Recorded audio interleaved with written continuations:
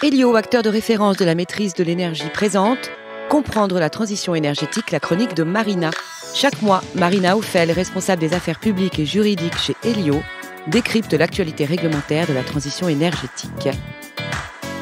Bonjour Marina. Bonjour Géraldine.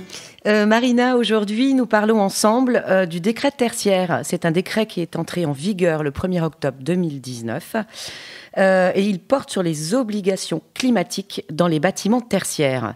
Alors, de quoi il s'agit exactement, ce décret ? Effectivement, quand on parle du parc tertiaire, on ne comprend pas trop de quoi il s'agit et pourtant, le parc tertiaire désigne tous ces bâtiments du quotidien, du service. On peut parler des bâtiments de service public, les écoles, les hôpitaux, les salles des fêtes, des mairies, mais également les bâtiments de service tertiaires privés, les commerces, les bureaux, les centres commerciaux, etc. Tous ces bâtiments à usage tertiaire ont une consommation d'énergie et une émission de gaz à effet de serre assez importante. On parle de plus de 15%, notamment de la consommation énergétique en France. C'est considérable.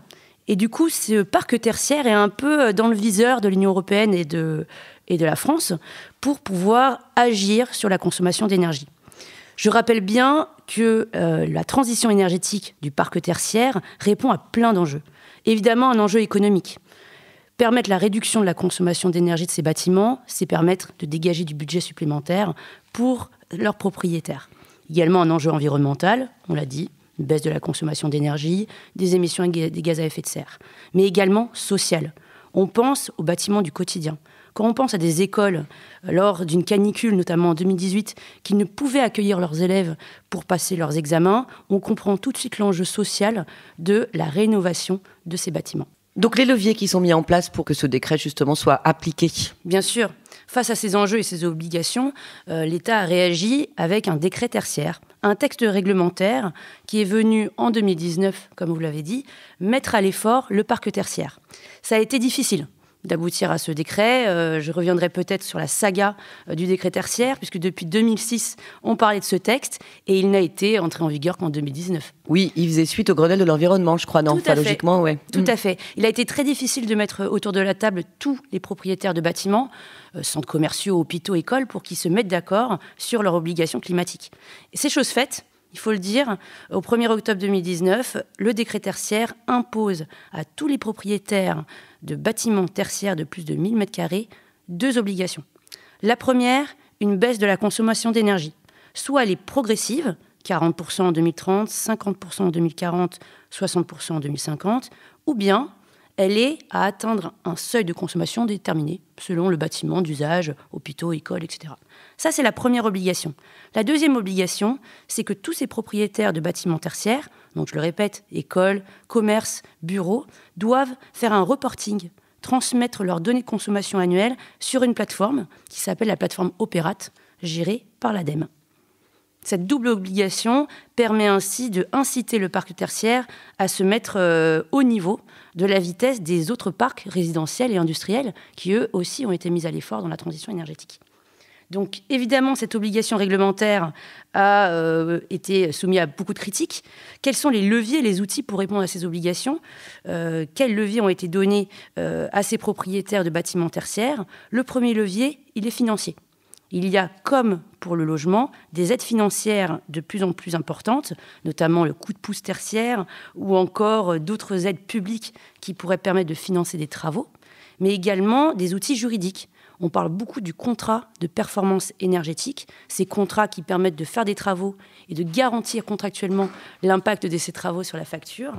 Et évidemment, ces outils juridiques et financiers peuvent être une solution pour les propriétaires de bâtiments tertiaires. Dernière solution, qui nous semble évidente, c'est la solution technologique.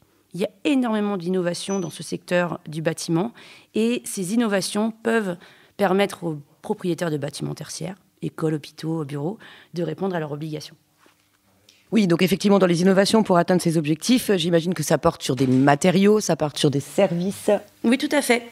Ces innovations, on peut déjà penser aux matériaux, aux équipements qui sont de plus en plus moins consommateurs d'énergie, de plus en plus performants. On pense à l'isolation qui est de plus en plus issue de la chaîne biosourcée, souvent réalisées de manière locale. En tout cas, les collectivités territoriales ont recours à des isolations de plus en plus performantes et biosourcées qui permettent du coup d'atteindre un objectif climatique beaucoup plus important. Également des systèmes de chauffage, de climatisation, de récupération de chaleur sur des groupes froids qui sont de plus en plus performants et permettent de faire des économies d'énergie assez considérables. Importante. En revanche, il faut le dire, les travaux ne suffisent pas. Ça, c'est vraiment un principe de base qu'on répète chez Elio. Les travaux de rénovation énergétique, donc de changer les matériaux, changer les équipements, ne sont efficaces que s'il y a un vrai suivi de la consommation d'énergie, un vrai pilotage de la consommation dans le temps, de ses usages. Et c'est ce que veut dire le décret tertiaire. C'est que le décret tertiaire oblige à une réduction de la consommation d'énergie, mais aussi de transmettre des données annuelles pour avoir un suivi et des usages de ces bâtiments. Et c'est vraiment la deuxième innovation qui nous semble importante de mettre en avant pour répondre à ces obligations. Il faut absolument avoir un suivi, un compteur, voire même mieux, un système de pilotage de la consommation d'énergie pour vraiment avoir un impact sur la facture et atteindre ces obligations. Dernier enjeu, innovation, mais une sorte d'innovation systémique de mentalité, c'est vraiment d'avoir une approche globale de son bâtiment, de sa consommation d'énergie, en ayant recours à de l'isolant, des équipements, des entreprises locales. Ça, c'est vraiment une approche circulaire qu'on défend chez Elio, tant dans l'industrie que dans le logement, mais également pour les bâtiments tertiaires. Une collectivité, si elle a recours à des isolants fabriqués dans sa région, recours à des entreprises tertiaires également de sa collectivité, il y a une dynamique et une économie qui se met en place et qui, de fait, atteint des objectifs de réduction de la consommation d'énergie globale très satisfaisants. Donc vraiment, chez Elio, on travaille beaucoup sur l'économie circulaire, les circuits courts, pour répondre à ces obligations de nos clients tertiaires. Donc penser local, tenir compte des usages, et comme ça, on peut atteindre ses objectifs. Tout à fait, et rattraper notre retard en la matière. Merci Marina, à bientôt beaucoup. Pour une nouvelle chronique. Retrouvez tous nos podcasts pour mieux comprendre la transition énergétique sur le site www.elio.com et à très bientôt pour un nouvel épisode.